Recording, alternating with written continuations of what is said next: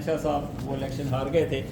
اس کے بعد جب ہم نے نعرہ دیا کہ ہم حج فیسلٹی بحال کروائیں گے, ہم ریکروٹمنٹ کروائیں گے, ہم جو لوگ پروموٹ نہیں ہوئے انہیں پروموٹ کروائیں گے, یہ نعرے دے کے ہم نے ایک منشور اس وقت چھپا کرتے تھے. ہر یونین اپنا منشور چھاپتی تھی اور اپنے اپنے پروگرام دیتی تھی کہ اگلے 2 سال میں ہمارا کیا پروگرام ہے, اور لوگ اسے ایویلویٹ کرتے تھے. تو ہم نے اس میں یہ نعرہ دے کے, اور الحمدللہ یہ جو نعرے دیے تھے 2011-12 کے الیکشن سے پہلے 2010 میں 22 اکتوبر 2010 اگر مجھے یاد ہے کہ جو الیکشن ہم نے جیتا تھا 22 اکتوبر 5 دسمبر 2008 کو ہارے تھے اور 22 اکتوبر 2010 کو دوبارہ جیتے تھے. مگر یہ تاریخیں مجھے اس لیے یاد رہتی ہیں کہ بہرحال یہ انسان کی زندگی میں بڑا ان کا کردار ہوتا ہے. تو وہ جو نعرے دے کے آئے تو اس وقت 700 لوگ ایسے تھے 2012 میں جو 96 میں آئے تھے. پورے پاکستان میں 700 لوگ ایسے تھے جو پروموٹ نہیں ہوئے تھے, جس میں یہ کیٹیگری کے لوگ بھی تھے اور کلیریکل لوگ بھی تھے. الحمدللہ اس ایگریمنٹ میں جہاں حج فیسلٹی بھی بحال کروائی, جہاں باقی معاملات بھی کیے, سیلری بھی ہسٹری کی سب سے زیادہ بڑھی, اور اللہ کے فضل سے ایک جنگش قلم اپنے ایگریمنٹ میں سائن کرنے کے بعد ان 700 بندوں کو پروموٹ کرا دیا. یہ بات تم نے کی ہے کہ یہ بیک لاگ کیوں لگا تھا. آج لوگ امپلائمنٹ کی باتیں کرتے ہیں, یہ بیک لاگ کیوں لگا تھا. 92 میں موقع ملا کہ ہم ڈیلی ویجز پہ لوگوں کو سیکٹر آفیسز میں بھرتی کریں, تو ہم نے ان آفیسز میں سارے اپنے بچے بھر دی. ہمیں موقع ملا کہ ہم پی ایچ ایس میں ڈیلی ویجز پہ بھرتی کریں, یہی انہی فلوروں پہ لوگوں کو بھرتی کر دیا. پھر جب کنفرم ہوئے سینچریاں ہماری, محمد علی صاحب 95 میں بھی سینچری, 96 میں بھی سینچری. اتنی بھرتی کی, اختیار جب آتا ہے نا انسان کے پاس تو وہ توازن کھو دیتا ہے. اتنی بھرتی کی, اتنا بوجھ بنایا کہ 2000 میں وی آر ایس ایس آئی.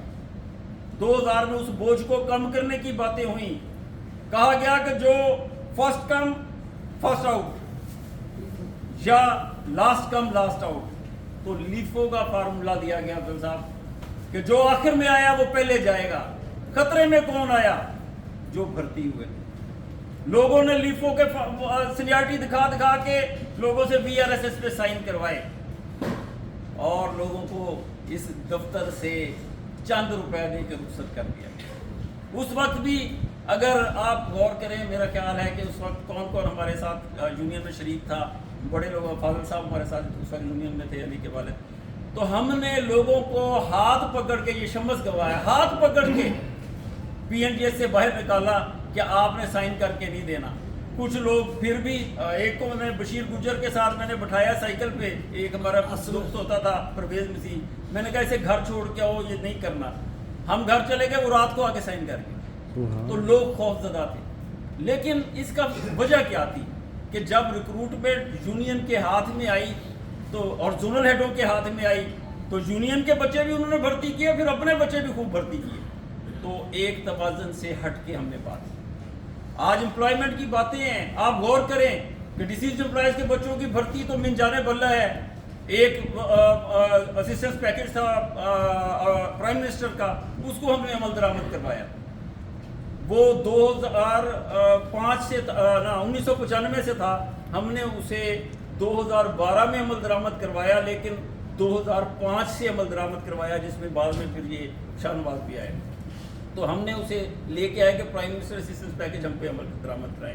لیکن یہ بتائیں کہ جب امپلائمنٹ کی اپرچونٹی بنی, کیا ہیلتھ کارڈ میں اپرچونٹی بنی تو آپ کی اس یونین نے اپنا کردار ادا نہیں کیا؟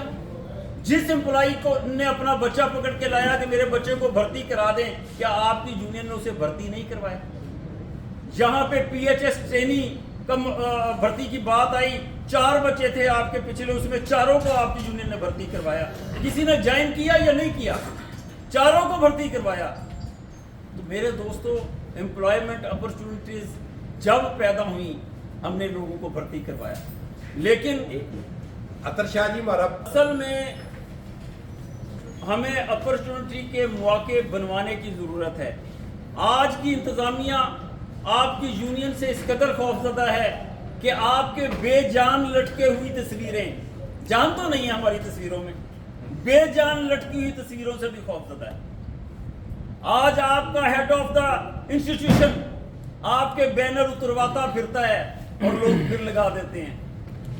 اتنا خوف اس یونین کا، اتنی پریشانی کہ یہ یونین جو نعرے دے رہی ہے یہ اسے اچیو کرنے کی ہمت بھی رکھتی ہے، اور ان کے پاس اپنے دوستوں کا اتحاد بھی ہے۔ تو میرے دوستو، قانون کیا کہتا ہے؟ ملک صاحب نے بتایا کہ ٹریڈ یونین کو اگر قانون کے دھارے میں نہ لاتے تو پھر مینجمنٹ کب کی ہمیں کک آؤٹ کر چکی ہوتی۔ اور افضل صاحب ٹھیک ہے کہ نئی قیادت نے زیادہ کام کیا، میرے بھائی آج کی قیادت کو جو اتحاد میسر ہے آپ کی صورت میں، پچھلی قیادت کو کیا میسر تھا؟ آگے لڑنے والا سپاہی اگر مڑ مڑ کے پیچھے دیکھتا رہے تو وہ آگے کیا لڑے گا؟ تو آج کی قیادت اگر کامیاب ہے، آج کا اگر ملک وسیم سر اٹھا کے لیڈرشپ کر رہا ہے، آج کے اگر شاہد وحید پورے دبنگ انداز میں سیاست کر رہا ہے اور ملتان کی طرف نہیں دیکھنا پڑ رہا، تو یہ اسی قانون کی وجہ سے ہے کہ سارے لوگ 100% کا نعرہ دے رہے ہیں اور مینجمنٹ خوفزدہ ہے۔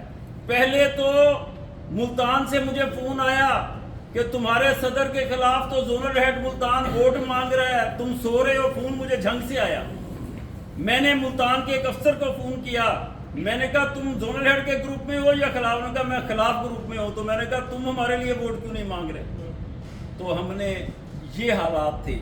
لیڈر روز نہیں بنتے، لیڈر روز پیدا نہیں ہوتے۔ مجھے یہاں پہ داؤد ناصر صاحب میرے بہت دوست ہیں، ممتاز چودھری صاحب سے ہمارا آج بھی اڑپس رہتی ہے لیکن دوستی ہے، لیکن ان دونوں نے مل کے الیکشن ہرایا، آپ خود اس کا شکار ہوئے۔ تو میرے دوستو، وہ ان کی ذاتی ناراضگیاں تھیں۔ ہم خدا نہ خواستہ آج بھی ان سے پوچھیں کہ ساجد عباسی یا ملک وسیم سے کوئی ناراضگی تھی تو وہ کہیں گے نہیں، ناراضگی ہماری کہیں اور تھی، انہوں نے انہیں سپورٹ کیا تھا۔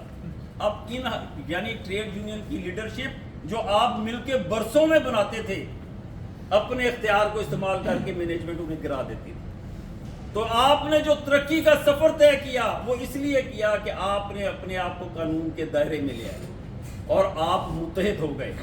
ایک بار افضل صاحب سے کہا، رحمت علی نوید سے کہا کہ ہم مل جائیں تو شاید ہمارے رزلٹ بہتر ہوں گے، تو ایک لمحہ نہیں انہوں نے لگایا، اور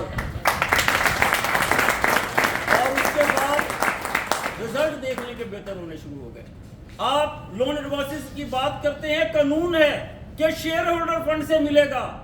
شیئر ہولڈر فنڈ صرف بڑھتا ہے جب آپ کا گلف کے آپریشن کے اماؤنٹ بڑھتی ہے۔ بڑھا، اتنا بڑھا کہ رانا وکیل صاحب آوازیں لگانے لگے کہ ہے کسی کی 2 منتھ۔ ہم نے پھر کیا کیا؟ ہم نے اسے 3 منتھ میں کنورٹ کر دیا۔ تو بجٹ تو کم ہونا تھا میرے دوستوں۔ اگر ہم اسے 2 منتھ ہی رکھتے تو کیا خیال ہے رانا صاحب، بجٹ کم ہونا تھا؟ گلف کے جو حالات ہیں، نعرہ دینا آسان ہے کہ شیئر کے جی ہم جلد وہ بجٹ لے آئیں گے۔ گلف کے جو حالات ہیں وہاں آپ کا آپریشن بڑھنے کے چانسز نظر آ رہے ہیں یا کم ہونے کے چانسز نظر آ رہے ہیں؟ تو آپ کو اس قانون کو بدلوانا پڑے گا۔ قانون ہے act of parliament. Act of parliament کو انہوں نے منع کر دیا 26ویں ترمیم کے ذریعے کہ عدالتیں بھی اس پہ کیس نہیں سن سکتی۔ جبر کی حکومت میں جی رہے ہیں اور جبر کی حکومت میں آپ کے لیے خوشیاں کشید کر کے لا رہے ہیں۔ ایک ایسی دور میں ہیں جہاں ہر صاحب اقتدار طاقت کے ذریعے اپنی بات بنوانا چاہتا ہے، وہ آپ کا زونل سربراہ ہو یا وہ آپ کا سی اے او ہو یا ملک کا انان اختیار پہ بیٹھا شخص ہو، طاقت کے ذریعے اپنی بات بنوانا چاہتا ہے۔ ایسے دور میں جی رہے ہیں۔ تو ایسے دور میں یہ جدوجہد ہے کہ آپ کو ایک صف میں لا کے کھڑا کیا جائے۔ آپ کی پروموشنوں کے رستے میں رکاوٹ جو اسٹاف چینج بنائی گئی، بنا لی، میرے پاس نیچے موجود ہے کہ 2023 سے ان سب کو پروموٹ کریں گے۔ آخری میٹنگ تھی بورڈ کی، بورڈ نے وہ ایجنڈا سنا ہی نہیں اور ڈائریکٹر اٹھ کے چلے گئے کہ جی ہم اس سے زیادہ کام نہیں کریں گے، ہماری تو آج آخری میٹنگ ہے۔ ہم نے تو سنا تھا آپ آج ہمیں گفٹ دے کے رخصت کر دیں گے، ہماری آخری میٹنگ میں آپ کہاں سے ایجنڈا لے آئیں؟ اس کے بعد بورڈ نہیں بنا۔ آج پھر تیار کروا کے 20 دن رہ کے آیا ہوں، آفیشلی تو نہیں تھا وہاں پہ، 20 دن رہ کے آج پھر تیار کروا کے آیا ہوں नई HR मीटिंग में वो स्ट्रेंथ चली जाएगी। और जो आज अहमद शेर साहब कह रहे थे कि नए बच्चों के लिए मसाइल पैदा होंगे, इंशाअल्लाह ताला वो स्ट्रेंथ पास हो जाएगी तो कई साल तक फिर आपके लिए मसाइल पैदा नहीं होंगे। लेकिन ये काम करने के लिए मुसलसल जद्दोजहद की जरूरत है। ये काम अगर कहें, अल्लाह पाक ने हमें अपना इख्तियार नहीं दिया कि कुन करे तो कुन हो जाए। अल्लाह पाक ने हमें नाकिस इंसान बनाया है, जिनकी ज़रूरतें हैं, जिनके जज्बात हैं, जिनके एहसासात हैं, जिन्हें मौसम तंग करता है, जिन्हें सफ़र और उसके अखराजात बर्दाश्त करते हुए तकलीफ होती है। तो ऐसे इंसानों के माशरे में रहते हैं। तो हमने एक एक ईंट करके जो तामीर की है, उसका रिजल्ट आने का इंतज़ार करें, लेकिन स्ट्रेंथ नहीं थी। ठीक कहा मेरे भाई राना अब्दुल वकील साहब ने, दौर कौन सा था जिसमें आपकी प्रमोशन नहीं हुई। एक आज अगर 6 जोन ऐसे हैं जिसमें लोग 96 वाले ऐसे हुए हैं, तो आपके जोन में तो आज एक भी नहीं है।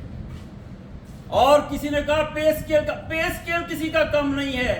यही दोस्त थे जो कहते थे मूव ओवर की पॉलिसी खत्म करवाएं, इसमें तो 1 रुपए या 2 रुपए बढ़ते हैं। ओ भाई, एक बार इंक्रीमेंट से कम मिलता है, अगले साल से नए स्केल की इंक्रीमेंट मिलने लगती है। आज सुपरिटेंडेंट स्केल में सब तनख्वाह ले रहे हैं।